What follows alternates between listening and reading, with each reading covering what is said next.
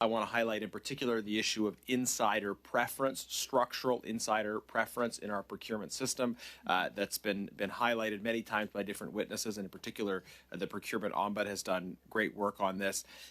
Things like requirements of having a history doing business with the federal government that don't make a lot of sense. If you're a business that has the capacity to do the work, has done the work for other levels of government, perhaps even, you might be prevented from accessing certain procurement opportunities because you have to already be in the club to get these opportunities.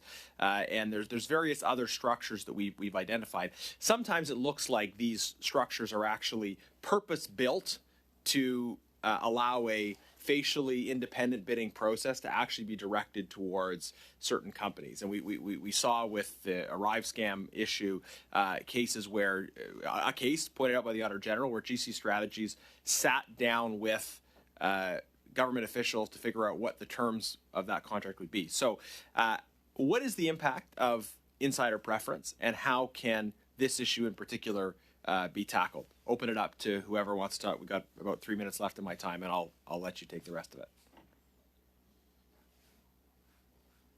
Can I share an example? Yeah.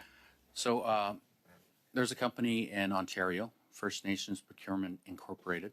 Matthew Al created a manufacturing facility during COVID. There was all talk about Indigenous procurement. We're suffering from a major event. And he invested in creating a manufacturing facility on a First Nations, trained and employed 50 people from that community. There's no bigger social impact than actually putting a business right on a First Nation to impact their incomes. Not one procurement contract. He had to have 1 million masks sitting just to be eligible. But because of this insider process and not being a known entity, was not. He was promised by different politicians that you do it and it'll come, but he has lost out. He is harmed by this whole process, and we have to stop that harm. There's Indigenous entrepreneurs looking to change their lives, bring prosperity to our communities. We need to change this process so they can get in.